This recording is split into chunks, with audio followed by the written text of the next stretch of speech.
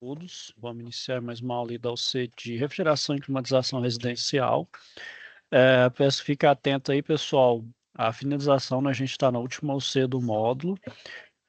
Tô sempre aquela alertada aí, né, pessoal? Podem fazer a entrega também das UCs passadas do módulo, tá bom? Porque se virar o módulo fica um pouco mais complicado, mas, por exemplo, o módulo, por exemplo, tem informática básica, metrologia, desenho técnico, eletrotécnica, fundamentos de refrigeração e climatização, e a gente está finalizando nessa. Se tiverem devendo em uma dessas outras 5 Cs, pode fazer o envio lá, pessoal. Se tiverem dúvida ou do que fazer dessas UCs passadas, me procurem lá. Pode mandar mensagem lá no privado, lá no WhatsApp, pode me procurar, eu ajudo vocês, eu ajudo cada um aí. Bom, não fiquem, eles não ficar prejudicados aí, tentem fazer aí, tá bom? Jonathan, você queria falar alguma coisa? Certo?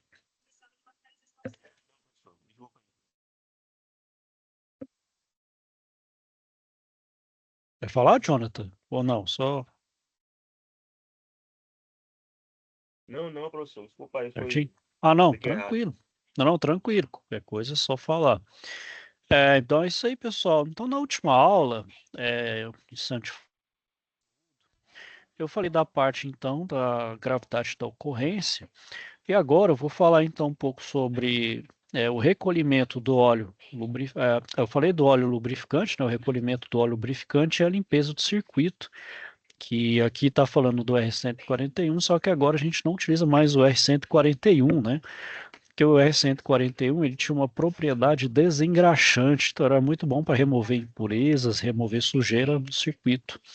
Só que eles viram que o R141 ele tem um alto potencial de de efeito estufa, né? De aumento de efeito estufa. Então já não utiliza mais, utiliza basicamente então o vácuo e o nitrogênio.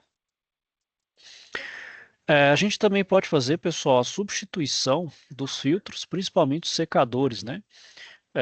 O filtro secador, né, pessoal, por ele ter uma facilidade para se saturar, eu preciso fazer uma troca periódica para evitar de entupir, né, entupir o sistema. E além disso, o filtro secador, o elemento dele é higroscópico, que ele também tem a função de atrair a umidade. Então, toda a umidade que tem no sistema é atraído pelo filtro secador, né, que é a sílica gel.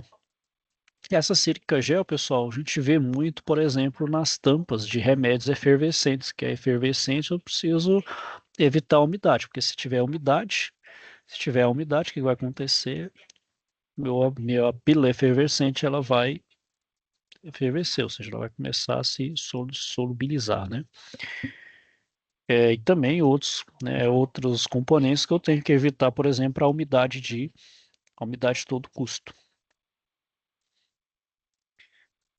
Então, né, justamente o objetivo é reter essa umidade remanescente no circuito.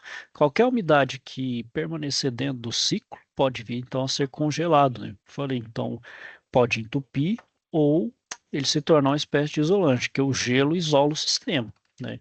Então dificulta a troca térmica do fluido com o meio externo, né?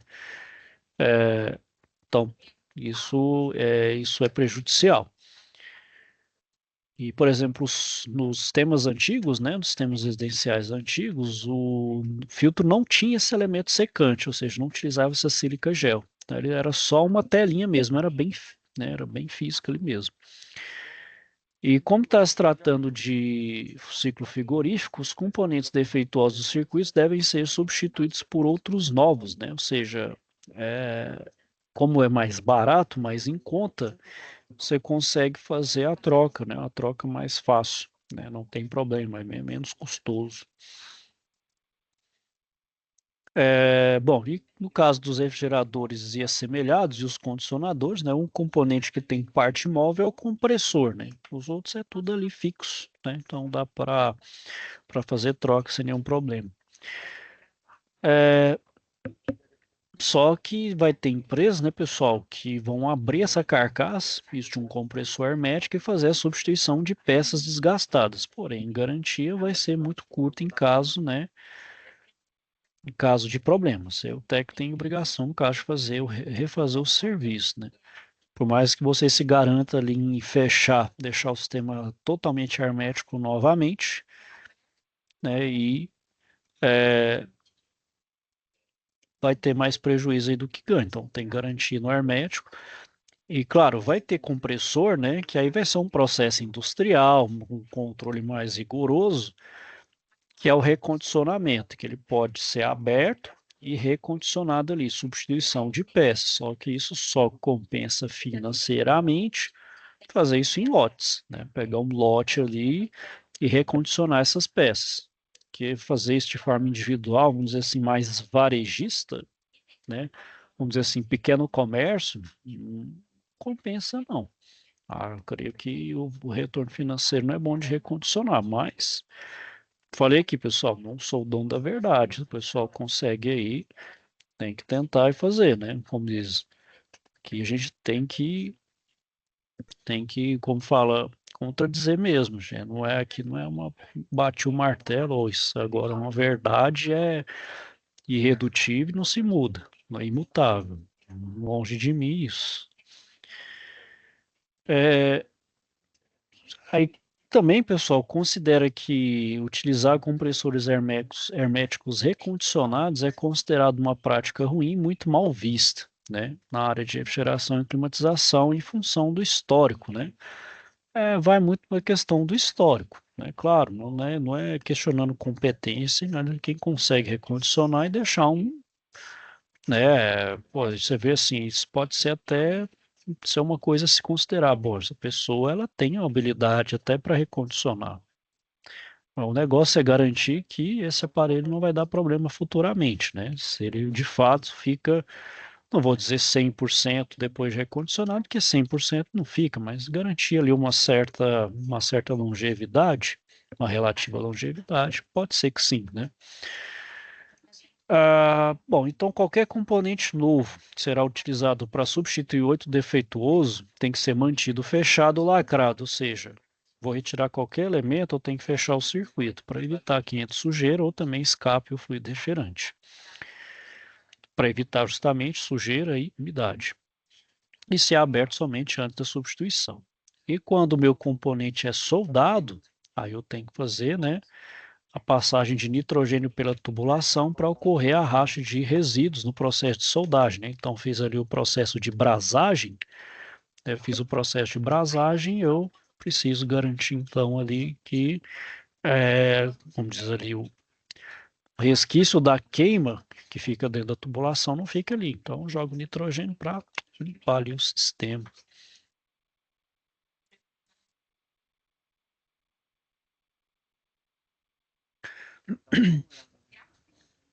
Bom, o meu sistema, então, pessoal, para fazer a pressurização do circuito, né? Então, verificar tanto a linha de baixa quanto a linha de alta e os componentes. Então, nas boas práticas de manutenção dos sistemas de refrigeração e ar-condicionado da Associação Brasileira de Ar-Condicionado e Ventilação, recomenda que o teste com nitrogênio tem que ter uma pressão de 150 PSI no evaporador e 350 nos demais componentes.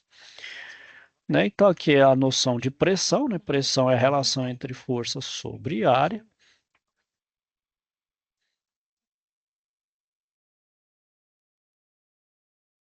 E o manômetro que a gente utiliza para pressão, pessoal, é o manifold.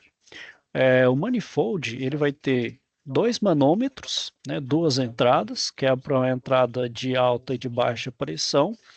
A de baixa pressão é representada pela cor azul, manômetro de cor azul, e a de alta pressão pela cor vermelha.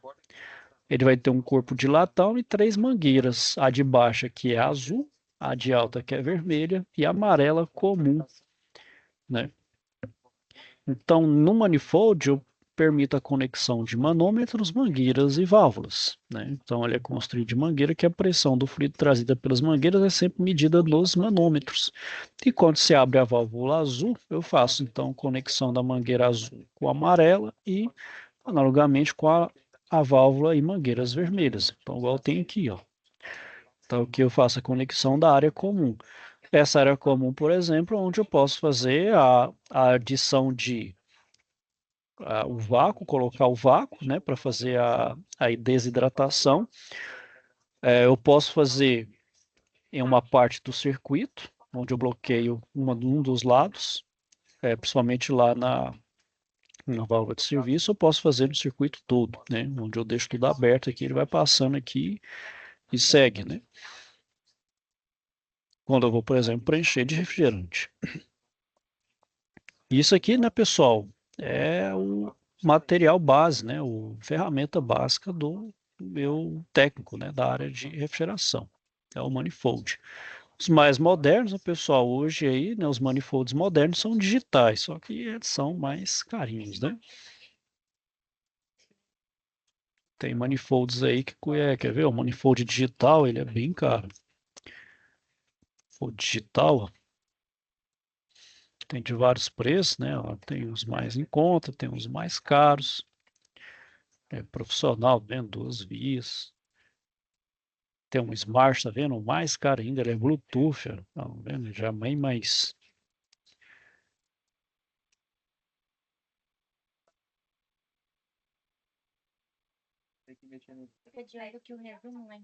Bom, e durante o teste de pressurização, né, pessoal? Então, quando não é possível pressurizar ou a pressão cair rapidamente, né, eu faço esse teste de pressão, vou ter um forte indício que tem alguma interligação aberta, né? Pode ter uma interligação que está aberta, né? Ou um resquício de vazamento ali, uma tubulação que está furada, uma conexão sem aperto, ou faltou uma união ser devidamente soldada, né? Por quê? A minha pressão não está estabilizando, ou seja, ela está caindo, então tem sinal de algum problema. Valores pequenos de queda de pressão, você viu ali e deu uma oscilação, mesmo que pequena, sutil, no manômetro, indica microvazamento. Posso verificar isso através de espuma e sabão, né? Então, isso eu posso fazer o teste de vazamento, né? Então, você pode utilizar água e sabão, por exemplo, para fazer o teste de vazamento ali. Que é inerte, né, pessoal? Nunca utilizar, por exemplo, fogo, qualquer outra coisa ali para fazer bolha ou oxigênio, não gás ativo, né? Que o oxigênio é extremamente reativo. Então você utiliza algo que é inerte, que não vai, né? Então não vai ter reação. Então você utiliza água e sabão.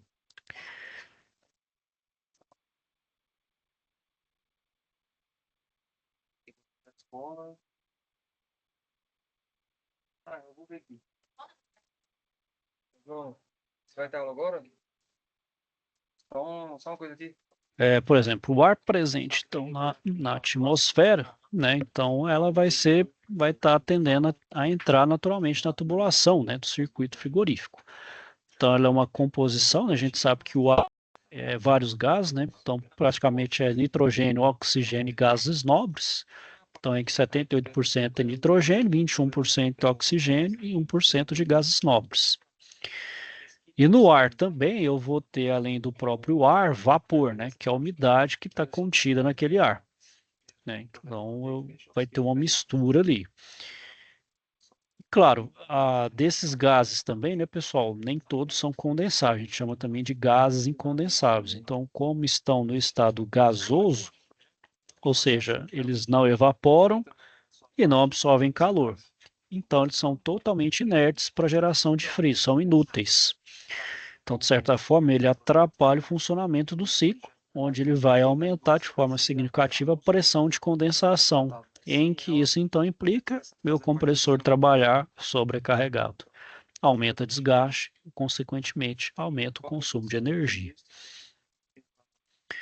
E a quantidade de vapor de água também, pessoal, ela é pequena, porém, umidade é ruim. Ela pode congelar no elemento de expansão, onde geralmente ali tem uma certa redução no diâmetro.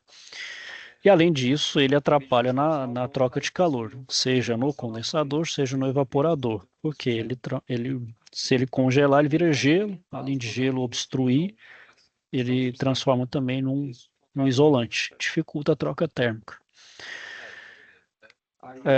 Então, nesse caso, eu preciso realizar a desidratação, né, e a evacuação do sistema para retirar a umidade, retirar esses gases incondensáveis e também particulados. Para isso, eu vou utilizar a bomba de vácuo, né, a bomba de vácuo para poder retirar ali.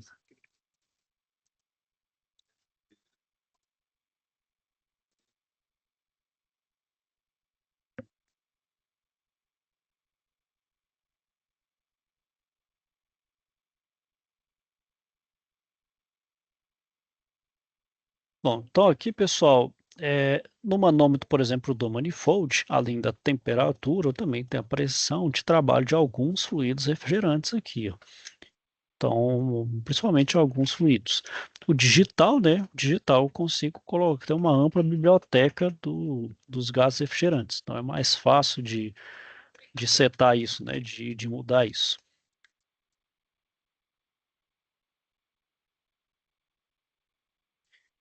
Eu vou mostrar aqui, pessoal, antes de prosseguir, vou mostrar um videozinho para vocês de um processo de limpeza, né, de detecção. A gente fez uma simulação, né, numa das nossas unidades aqui em Goiânia, né, sobre teste de vazamento, fazer também a limpeza com desidratação, né, com vácuo e nitrogênio e depois fazer a recarga com fluido refrigerante. Vou só achar ele aqui, pessoal, rapidinho. Aí eu já vocês, fica melhor aí até para vocês enxergarem o processo. Deixa eu colocar ele aqui.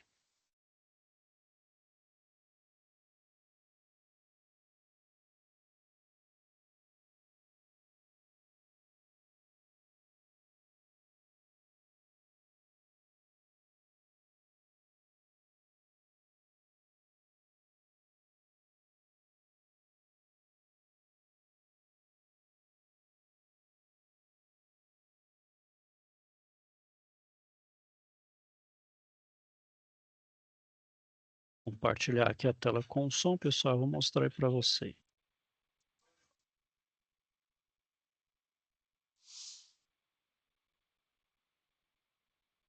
Olá, estudantes. Tudo bem? Hoje vamos falar sobre o procedimento de detecção de vazamento em sistemas de refrigeração e também do recolhimento de fluido refrigerante em um sistema residencial. Para detectar um vazamento, pessoal, a gente utiliza, né, atualmente um dispositivo, né, que é esse aqui, que chama detector de vazamento. Né? Então, ele é autocalibrável. Né? Então, para calibrar aqui, pessoal, o meu ambiente tem que estar livre de contaminantes, porque senão ele não consegue detectar da forma fidedigna. Então, eu faço a autocalibração, né? Faço ele esperar um momento, né? Como vocês estão vendo aqui, é um da Bosch. Então, feita a calibração, pessoal, eu coloco então para fazer a detecção, né? Onde eu tenho uma suspeita, né, de que tem um vazamento. Então, por exemplo, eu estou fazendo aqui na válvula de serviço, né? Ele vai emitir um sinal sonoro. O próximo procedimento, pessoal, que a gente vai fazer aqui é o recolhimento de um fluido refrigerante, né, do sistema. Então, eu conecto a mangueira de alta pressão, que é essa mangueira vermelha, na válvula de serviço. Essa válvula de serviço encontra-se então na condensadora. Então eu faço as devidas conexões aí, como vocês podem estar vendo. Bom, o próximo componente que a gente tem, pessoal, é a recolhedora de fluido refrigerante, onde eu também faço as devidas conexões do manifold até ela. E por fim eu faço a conexão entre a estação recolhedora e o meu tanque recolhedor, onde eu vou então acomodar o fluido refrigerante que eu vou retirar ali do meu sistema. Então faço as devidas conexões, faço o ajuste das válvulas de pressão de ajuste. Dessa forma a gente tem um recolhimento do fluido refrigerante para o tanque recolhedor, utilizando a estação recolhedora. Faço esse monitoramento através do manifold. Então, como vocês podem estar reparando ali na parte vermelha, que representa a linha de alta pressão, tanto pressão e temperatura, vai tendo uma diminuição. Essa diminuição da pressão é até quando eu faço o total recolhimento do fluido refrigerante aqui.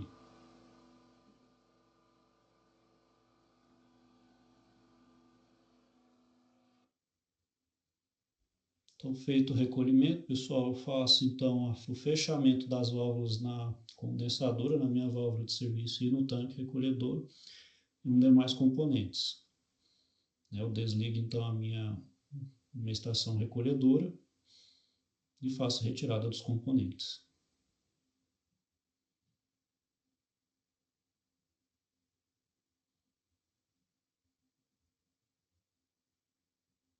O próximo procedimento, pessoal, após retirada do fluido refrigerante, é fazer a limpeza, né, do meu sistema, do meu circuito frigorígeno com nitrogênio. A função dessa limpeza é retirar, principalmente, retirar a umidade e também retirar algum tipo de particulado que esteja presente ali. E com isso eu vou fazer as devidas conexões, né? Então a minha mangueira de alta continua ligada à válvula de serviço e agora a mangueira amarela eu vou conectar o cilindro de nitrogênio, onde eu vou fazer as devidas ajustes, né, de pressão para poder fazer a inserção desse nitrogênio então no meu sistema. Faço as verificações no manifold, né? Então, conforme o fabricante, né, fala no manual sobre a pressão e a temperatura correta de inserção do nitrogênio no meu sistema. Faço a regulagem e deixo fazer essa ação por alguns minutos. Então, realizado o procedimento, pessoal, então agora eu vou verificar se tem algum vazamento. Para isso, eu vou utilizar espuma com sabão. Uma observação, jamais utilizar nenhum tipo de componente químico que seja inflamável, né? Então, oxigênio não jamais, e aqui utilizar algo que seja inerte. No caso, a espuma de sabão é o mais indicado. Nesse caso aqui, a gente tem um exemplo de que na válvula de serviço tem um vazamento, né? Então, se eu conseguir verificar que, por exemplo, tem aqui na minha válvula de serviço, eu vou fazer as intervenções. Bom, então a intervenção que eu vou fazer aqui, pessoal, é justamente fazer o aperto, né, da minha porca na minha válvula de serviço. Esse aperto, pessoal, tem que ser também conforme a orientação do fabricante. Então, para isso, eu vou utilizar um torquímetro, como vocês podem estar vendo aí, um torquímetro de estralo, né? Te dá o terceiro estralo, você não precisa mais fazer o torque, já está devidamente apertado. Tanto que ao se fazer um novo teste de vazamento, agora a gente não detecta mais nenhum tipo de vazamento, não existe uma bolha formando ali. Então agora, pessoal, feito isso, eu vou fazer então a retirada do nitrogênio do sistema. Bom, como o nitrogênio é um gás inerte, não tem problema eu jogá-lo direto na atmosfera, não tem problema nenhum. Então eu posso fazer essa liberação direto para a atmosfera. Como vocês podem estar percebendo aqui na linha de alta pressão, a pressão vai diminuir até igualar a linha de baixa pressão.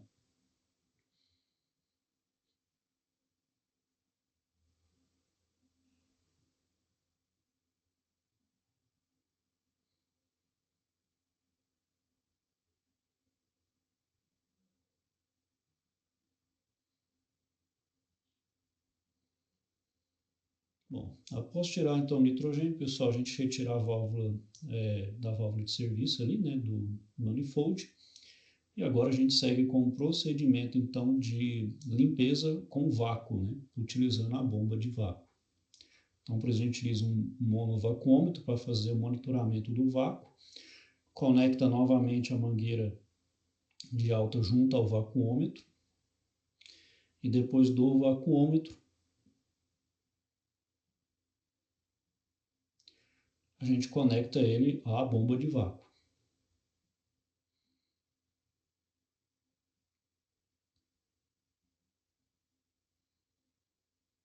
Então, faço a devida conexão ali na bomba de vácuo.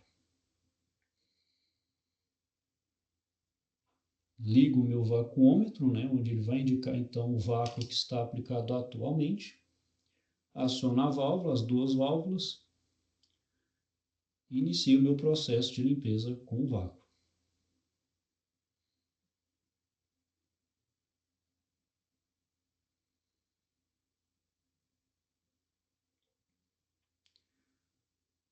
Bom, pessoal, esse tempo de procedimento vai variar de acordo com a capacidade da máquina. Então, uma máquina menor, ela vai precisar de menos tempo. Uma máquina maior vai exigir um maior tempo, onde eu até atingir um vácuo ali próximo dos 250 microns.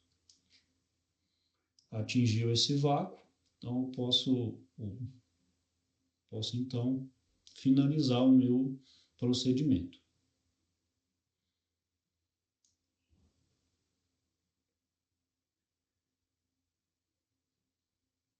Agora eu volto a mangueira de alta para a respectiva encaixe do manifold, e a outra mangueira eu vou fazer a conexão do fluido refrigerante. E agora eu inicio o meu processo de recarga de fluido refrigerante. Agora eu vou colocar o fluido refrigerante, né, dentro do meu sistema. Então eu vou utilizar o cilindro, né, do fluido refrigerante e uma balança. Então a balança começa com um X de peso, então à medida que vai diminuindo o peso, quer dizer o tanto de carga que foi para dentro do meu sistema.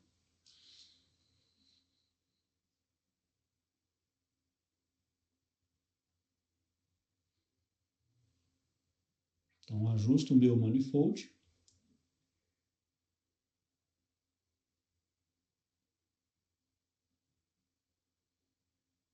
E começo a minha inserção de carga no meu sistema.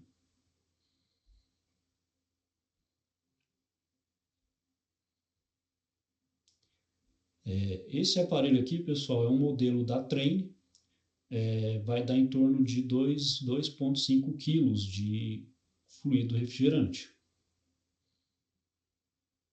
Pode dar uma variada para mais ou para menos, conforme a tolerância estipulada pelo fabricante. Não precisa ser rigorosamente aquela carga que é estabelecida. Pode ter uma variação sem nenhum prejuízo de funcionamento, de rendimento do sistema.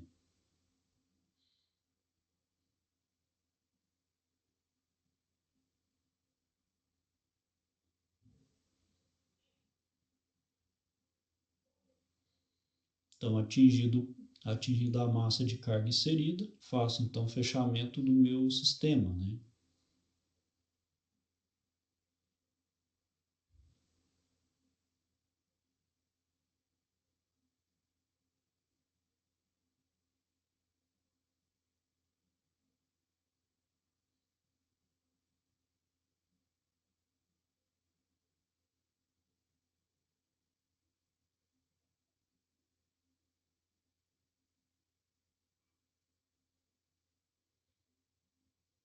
Bom, feito isso, pessoal, agora eu faço um teste de funcionamento. Verifique então se está atingindo a temperatura que a gente programa, né, para ver se está tudo dentro do conforme, né, tudo dentro do que foi planejado.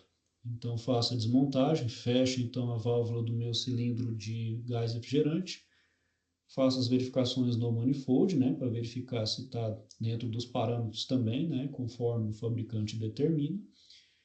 E algo deve ser observado também, pessoal, quando a gente faz a recarga, tem que se lembrar que o fluido refrigerante vai estar dentro do manifold e dentro das tubulações aqui das mangueiras.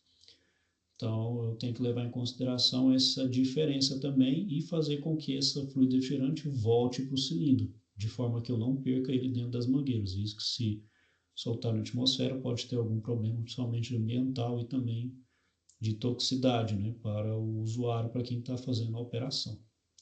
E com isso, pessoal, a gente faz então o desmonte do processo. Então, eu desconecto as mangueiras e verifico se está tudo funcionando corretamente, né? O acionamento no condensador e no evaporador se está fazendo a climatização correta.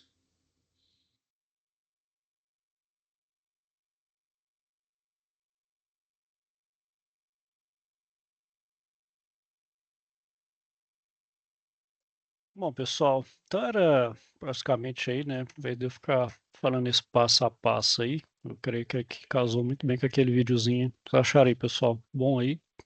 Com dúvida aí no processo.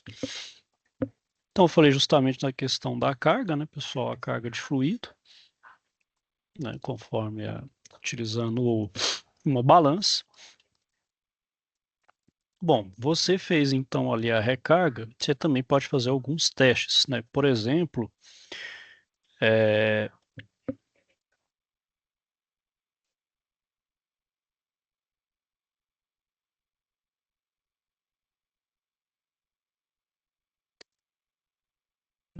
e umas observações também, pessoal. Por exemplo, carga de fluido refrigerante líquido no compressor. Então, a gente sabe que em hipótese nenhuma pode ter líquido no interior do compressor, né? Principalmente ele funcionando, nem pensar. E carregar com fluido refrigerante líquido, só posso carregar no compressor se o mesmo permanecer desligado durante todo o período de procedimento, né? Justamente para ele não forçar ali. E várias horas depois, né? Então, para não ter risco ali de succionar e nem de comprimir fluido no estado líquido. Só que acontece, né? Alguns vão negligenciar esse fato e vai realizar a carga de fluido refrigerante sobre o pretexto de ganhar tempo. Porém, em caso de quebra, aí é questão até judicial, pessoal, o técnico tem essa obrigação jurídica de repor o compressor por outro. E claro, vai ter prejuízo. A gente sabe que um compressor, né, é meio caro, né? Só vamos dar uma. Vamos dar aqui só para. Vou colocar compressor de ar-condicionado. Olha o preço. Esse é um scroll, dependendo. 1.200. Esses aqui ainda estão até meio em conta. Ó. Inverter, 700, mas ainda assim é caro, é puxado, né? Um prejuízozinho aí de quase R$ 1.000 aí não é bom para ninguém, né? Então, tu vai fazer um serviçozinho ali, vai ter uns polinhos, uns 1.000, 1.500 líquido. Aí você quebrou, vai ter que pagar metade. O prejuízo aí. Bom, isso é arcar com os custos. Então, o que que teve relato de empresa, que acontece, né? Já como desconto o valor do compressor do salário do técnico também, como uma forma de, infelizmente, punição, né? E também, né, o fluido refrigerante na fase líquida, dentro do compressor, o que que acontece? Ele mistura com o lubrificante, né, do cárter do compressor, ou seja, esse líquido, por ser mais denso, né? Porque de certa forma aqui, ó, tem uma tá meio aberto aqui, ó. Então, se entrar líquido, esse líquido pode transbordar e ir lá para baixo. Então, ele vai lá pro cárter, né? Então, ele desce lá pro cárter do compressor, mistura com óleo e vai ficar espumoso. Então, ele pode entrar na cama de compressão e levar também essa espuma, que prejudica o sistema, prejudica também o óleo e vai tudo embora. Então, qualquer líquido que vai fazer o mesmo percurso que o vapor, provavelmente vai ter que passar pela palheta de baixa pressão na placa de válvula de compressor. E essa palheta de baixa pressão ela é projetada considerando a característica de deformação elástica do metal. Então, é como se fosse uma lâmina, né? A própria força do vapor ali vai forçar, né, para abrir a válvula, como se fosse ali uma folha, né? Força para abrir. Entrou aí, fecha. Então, quando o líquido passa pela palheta, vai ter uma deformação que vai além do limite vai além do limite de elasticidade, ou seja, você vai deformar permanentemente. Claro, como o fluido no estado líquido ele é mais pesado, você vai forçar mais ainda essa lâmina é bem fininha, aí você vai deformá-la permanentemente, tá? Ela sempre vai ficar aberta, ela nunca fecha. De certa forma, quando ela fecha, ela faz a vedação da câmara de compressão. Então, quando o pistão comprime o fluido refrigerante, parte do vapor vai retornar para o cárter, né? Ou seja, de certa forma, ele vaza lá para o cárter do compressor. Maior é a deformação da palheta, menor será a eficiência de compressão, ou seja, aquilo que deveria comprimir não vai, porque ele vaza para dentro também e gera todo o problema na compressão. Então, quando essa deformação na palheta ela é demasiadamente, né, ela é muito grande, a compressão simplesmente deixa ocorrer. Por quê? A câmara de compressão fica aberta, então não consegue comprimir, vai ficar um sistema aberto. Então, ao invés de seguir o caminho natural, né, de baixa pressão e para alta, ficar o sistema aberto, pode ir e voltar, pode ficar fazendo o processo cíclico, aí não vai nem para um lado nem para o outro. Então, fica, vamos dizer assim, fica preso ali, né?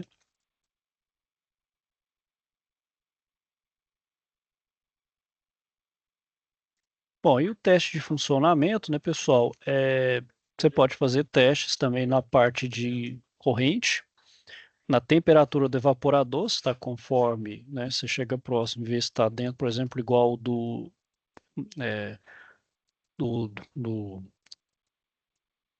controle remoto. Então, você programou lá 22 graus. Aí você e compara lá na boca de insuflamento se está pelo menos próximo dos 22, de fato, né? O teste de subresfriamento e de superaquecimento, né?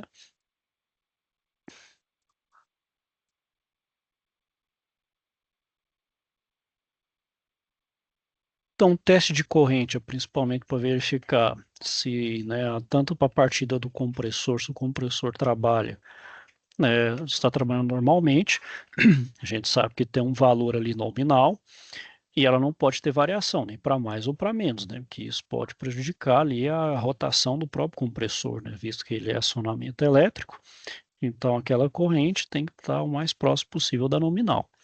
Claro, tolerância ali é permitida, né? Então o meu fabricante pode falar, ó, tantos por cento acima ou abaixo é permitido. Agora não pode trabalhar nem super nem subtensionado, acima ou abaixo de corrente.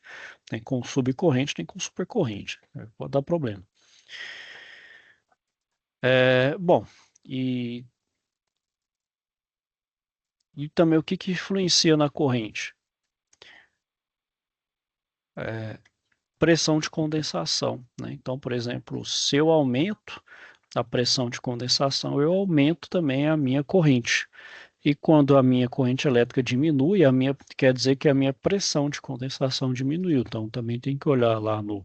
A gente não pode deixar de considerar, né, pessoal? O sistema está tudo interligado, é um efeito, né, cascata, dominó. Então, como o sistema é interligado, a gente não pode só olhar o elemento de forma isolada, a gente tem que ver os outros componentes também. Pode ser que, meu compressor está todo inteiro, mas por que ele está dando problema? Você vai trocar o compressor, não pode ser um problema, não seriamente exatamente do compressor, mas pode ser lá dispositivo de expansão, condensador, ou no caso do evaporador, mas mais precisamente no condensador. Bom, o que está fazendo a pressão, por exemplo, no meu condensador aumentar? É sujeira. Tem umidade, tem que tirar a umidade. Preciso retirar a umidade ali para. Preciso retirar a umidade para quê?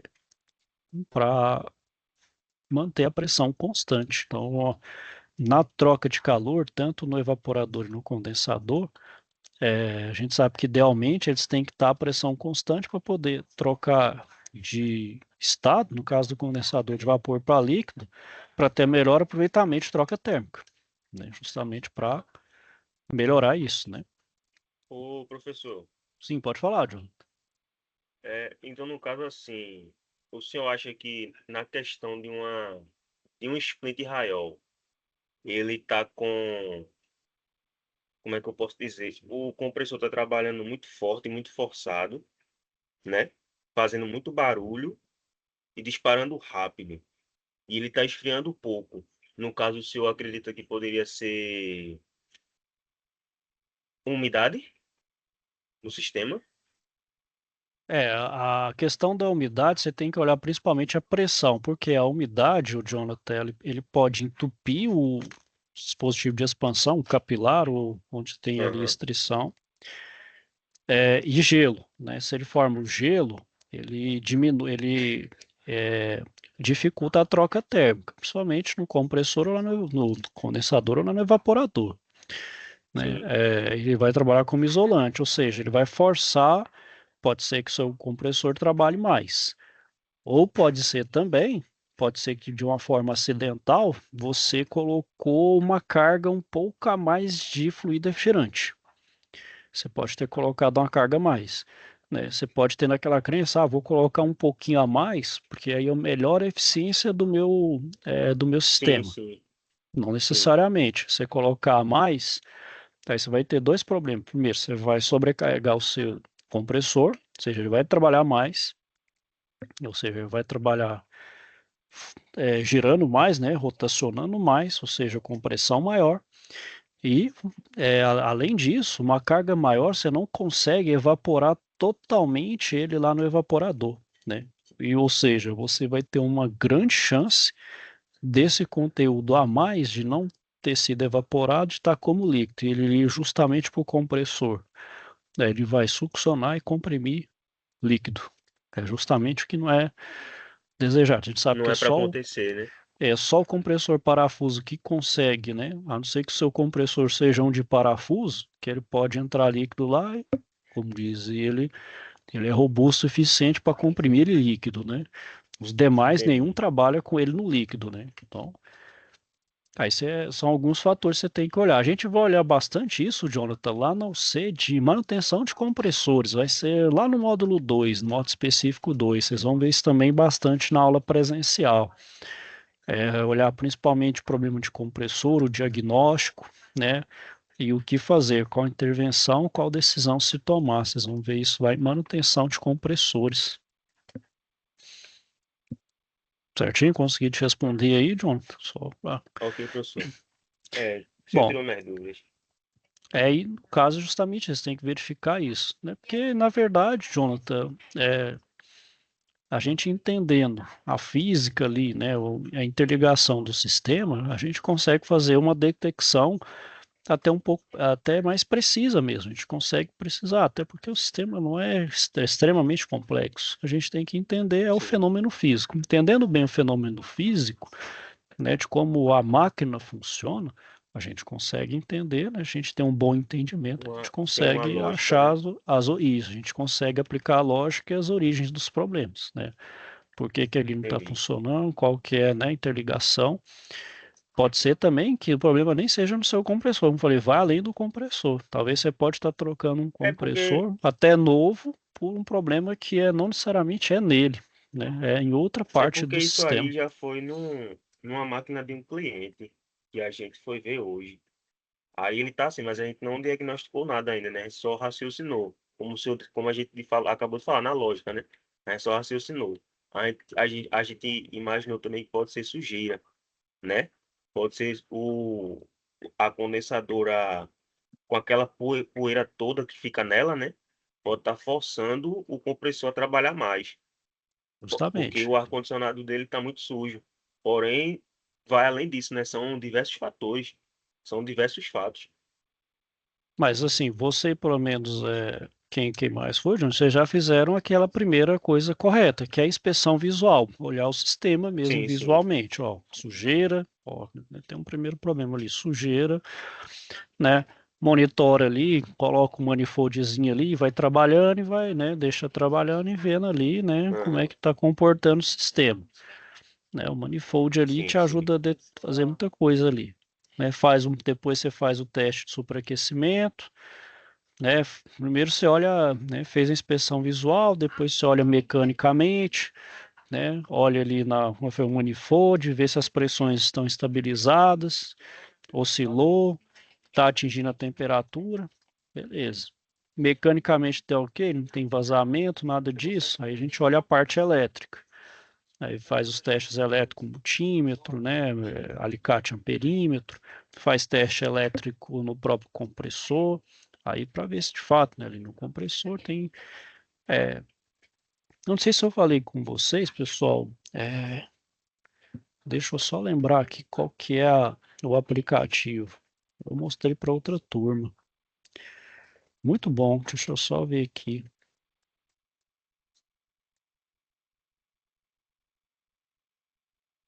Eu acho que é essa aqui, em Braco.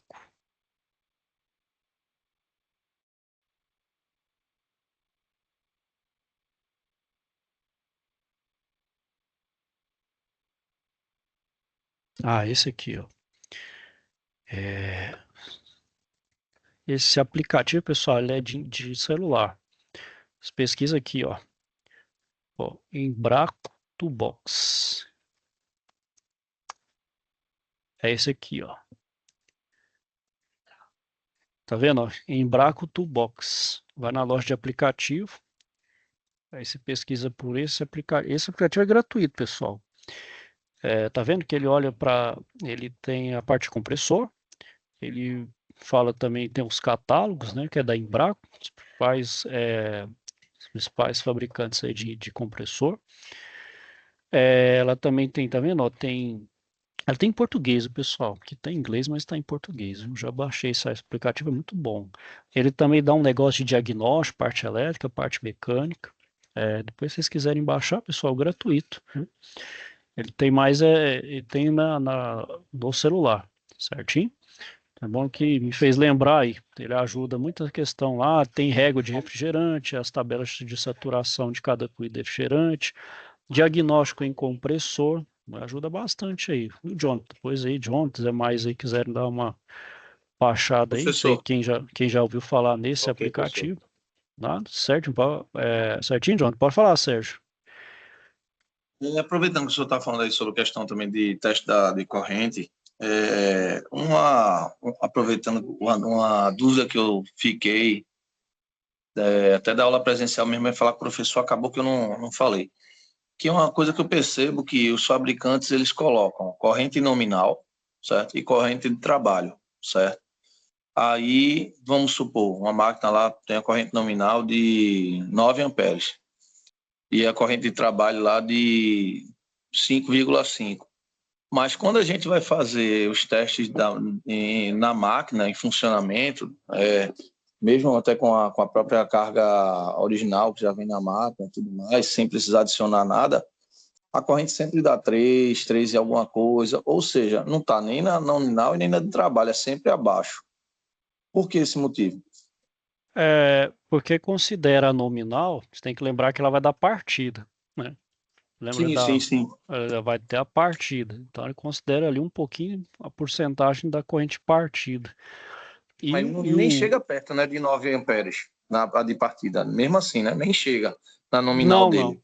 não, faz isso para efeito de dimensionamento, né? Dimensionamento de componente, né? Porque considera o pico de corrente, considera só para efeito ali de proteção também, da própria bitola, até porque não vai Mas trabalhar depois naqueles de novos. estabilizado, ela trabalha sempre muito abaixo dos 5,5 que os fabricantes determinam em média. 5,5, 4,7, alguma coisa assim. Está sempre 3 alguma coisa. Nunca chega nem perto disso. Por que eles, então, colocam uma disparidade tão grande em relação ao que a gente vê em campo? Não, é justamente porque a inverter, né? Esse você viu aí é um compressor inverter, só para título de curiosidade.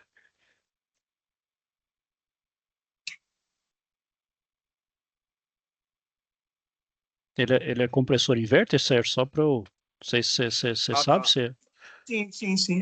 Não, tanto faz, tanto o inverte como o convencional, eu nunca pego nenhuma máquina para fazer teste que ela esteja dando a corrente de trabalho que o fabricante informa, está sempre abaixo. Entendeu? Aí por isso que eu queria entender por que isso, tanto no convencional como no inverter. No inverter, a gente É, sabe que a possibilidade dela trabalhar bem abaixo, porque ele está trabalhando com inversão com frequência, né? E isso, não com a corrente direta, né? ele vai modulando, né? Ele Mas vai modulando ela vai vai modulando. modular, e tudo bem, mas nos convencionais também. Aí é uma curiosidade que eu queria entender melhor nessa parte da elétrica mesmo, que eu também sou da área de elétrica, então, assim, eu gosto de estudar essa parte bem assim a fundo para entender. Eu também tô tentando entender aqui, Sérgio, é o convencional. Você falou, o inverter faz sentido, né? Dele trabalhar com corrente baixa, até porque ele vai modular, né? Agora o convencional, Então, porque ele vai mas desligar, toda ele máquina vai sempre ter que eu aqueles pego para picos, né? De 4,3, ele ligar, trabalha em 3,8, 3,5, entendeu? a não E aí, ser que fabricante diz você que é 4,3. A não ser que você monitore a exata partida do compressor convencional para ver se ele atinge ali próximo da nominal. E mesmo assim não atingiu. Não atinge nada. Não Cara, atinge, não. Tipo, como eu disse, por exemplo, eu peguei uma máquina agora recentemente que era isso. A nominal dele era. Não, mas essa foi inverter, que foi lá na aula mesmo que eu estava vendo com os meninos. Eu acho que Jonathan até estava comigo vendo isso. É, na aula de sexta-feira passada. Aí a gente vendo lá, corrente de partida, 9 amperes. Corrente nominal, 9 amperes. Corrente de trabalho era 5,5, se eu não me engano. Mas tudo bem, que era inverter, certo? Aí ele estava lá, 3 ponto alguma coisa. Entendeu? Trabalha sempre assim. Aí essa disparidade que eu queria entender. entendeu? Porque, assim, a gente acaba ficando sem referência para campo, né? A gente, se a corrente estiver baixa, então tá bom, entendeu? Não tem uma referência técnica, vamos dizer assim. Eu nunca vou esperar encontrar uma máquina que vai bater com a corrente de trabalho, porque eu não acho em campo mesmo assim, eu sei que nunca vai bater. Não, claro, se tiver com essa corrente acima do normal, com certeza tem alguma anormalidade, até como eu falei com o Jonathan, pode estar com, aí não é necessariamente problema diretamente no compressor, mecanicamente pode estar fazendo ele trabalhar com pressão, aí você vai, por consequência, fazer ele trabalhar com mais pressão, aí justamente influi na corrente, né? Que nesse caso, ou também na condensação, né? Obstrui lá na condensação, lá na troca de calor no evaporador, você vai forçar ele a trabalhar mais. Né? Então, eu falei, não necessariamente pode ser no compressor, né? E até porque utiliza-se ali a corrente de projeto, né? A corrente nominal, de certa forma, é aquela corrente que ele pode trabalhar, de certa forma, sem, né? Lembrando que quando a gente está trabalhando com corrente, a gente está gerando calor, né? Está gerando ali aumento de temperatura das bitolas de fio. Então, se você trabalhar com a bitola um pouquinho mais espessa, você está também trabalhando com a temperatura de gerada ali pelo calor devido à corrente menor, né? A gente tem que pensar nisso Menor, ela é também, né? reduzida. Reduzida, porque, né, o, ou Pode seja, ser isso. Então, talvez faça sentido de a gente estar trabalhando com um cabo de 2,5 para uma máquina que precisaria o cabo de 1,5, aí ele consegue baixar a corrente. Talvez seja isso, isso. Dissipa e, calor, né? é, Ele e dissipa esse calor e aí automaticamente ele baixa a corrente. trabalhar essa, não precisa Tá trabalhar certo. necessariamente com a sua corrente total, né? Claro, só se tiver, Tá certo. só se tiver forçando de forma indireta, você está forçando seu compressor, aí você vai forçar a trabalhar com a corrente maior, né? Que é a questão da interligação da parte mecânica ou elétrica, né? Então a parte mecânica, de certa forma, pode estar influenciando para a minha corrente aumentar.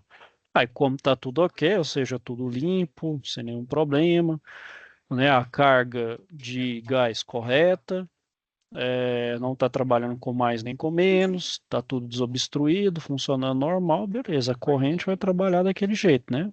Naquele abaixo do nominal, tudo certo. Então, opa, beleza, não está tendo problema. Mas de qualquer forma, Sérgio, se agora você falou que não tem referência, agora tem referência.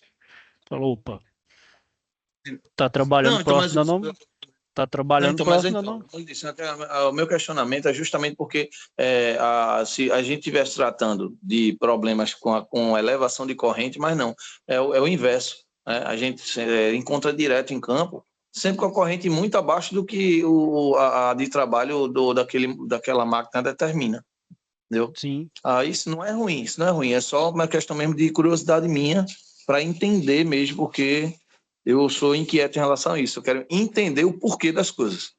Entendeu? Não é somente aceitar, não, beleza, está abaixo do que ele falou, está até melhor. Não, eu sei que está até melhor. Quanto mais baixa a corrente, melhor ainda para a máquina funcionar, para a máquina trabalhar, e é mais economia. Mas é mais questão de querer entender mesmo. Mas não, deve ser por essa questão de cabeamento, a bitola do cabo ser mais espesso, e aí tem menos geração de calor, né? Porque ele dissipa mais. menor atrito, Pode ser isso. tipo. Certo, Tá Sérgio? certo, eu sou Não, obrigado. mas tem que ter Obrigado. essa curiosidade mesmo, vocês tem que ser questionador mesmo. Eu também fico meio inquieto também, eu tento procurar tudo que é jeito ali uma resposta. Mano, instiga até eu também estar pensando ali numa, opa, peraí, por que será mesmo? Foi até um bom levantamento de questão aí, Sérgio. Bom aí, até a gente É isso que dar uma analisada eu mesmo. fico me questionando por isso. Direto eu encontro esse cenário em campo.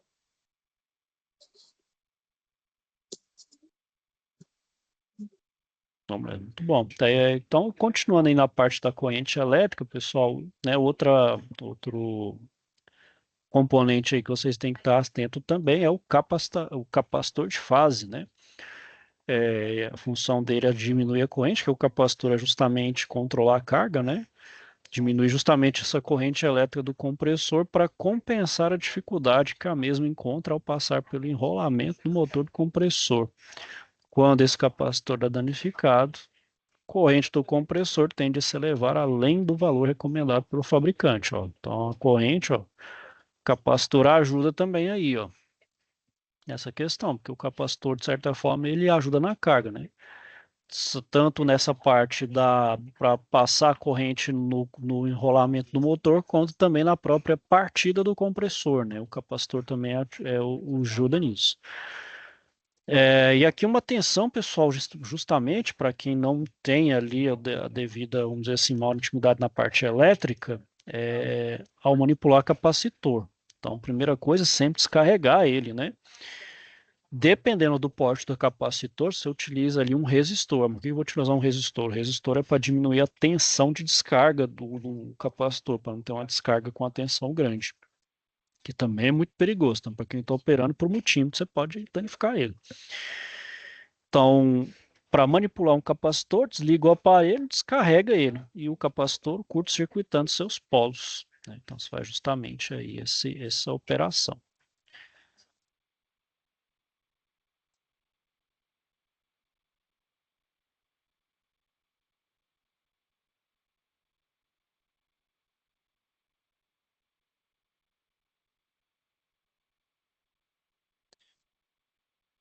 Bom, então aí, pessoal, tem o teste de superaquecimento e subresfriamento, né?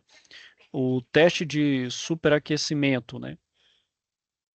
O superaquecimento é quando você vai medir a temperatura um pouquinho antes de chegar no compressor, na sucção, e a gente sabe que o vapor ele tem que chegar ao compressor como superaquecido. Ele não pode, por exemplo, chegar na parte de líquido. Se chegar como líquido, o que acontece? Líquido na sucção, você está forçando o compressor. Então, preciso superaquecer. Eu aumento um pouco a temperatura para garantir que não tenha líquido, né, na mistura ali do vapor. Apenas vapor superaquecido. E como é que eu vou fazer esse teste? Eu vou colocar um termômetro um pouco próximo ali à sucção, no compressor. Vou isolar esse termômetro para que ele não capte temperatura externa. E também o que eu vou pegar? Bom, eu vou pegar então meu fluido refrigerante de trabalho e descobrir pela tabela de saturação ou pelo diagrama de Mollier qual que é a temperatura de saturação quando ele é vapor saturado. Eu anoto essa temperatura e depois eu vou pegar a temperatura que eu peguei, a temperatura que eu fui detectado lá perto do compressor e vou anotar aquela temperatura. E vou fazer então uma subtração entre aquilo que eu peguei no termômetro e aquilo que é da tabela de pressão de saturação do meu vapor saturado. Diminuiu. Se deu zero, quer dizer que a temperatura que eu peguei é a mesma da saturação, ou seja, o meu vapor está como saturado. Mas se deu uma diferença entre 5 e 7 graus, quer dizer que o meu vapor está superaquecido. Né? Então, isso também é uma... Né? E essa questão entre 5 e 7 graus, que é uma média, né, pessoal? Vai variar de fabricante para fabricante.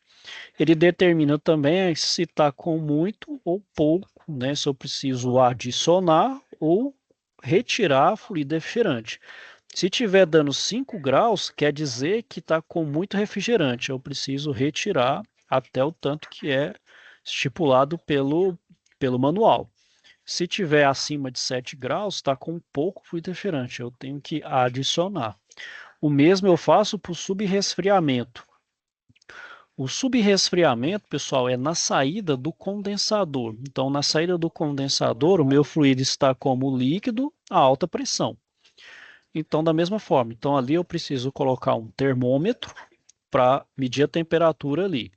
Aí agora eu vou precisar ir na tabela de saturação do meu fluido refrigerante para saber qual que é a temperatura no meu fluido ali, que agora ele está no estado ali de líquido saturado. Então, tem que pegar a temperatura de líquido saturado do fluido refrigerante. Pego essa temperatura com aquela que eu peguei no termômetro e faço então a subtração. Tem que dar um valor entre 8 e 10. E da mesma forma, se der acima de 10 graus, aí eu tenho que retirar fluido. Se der abaixo de 8 graus, eu preciso adicionar.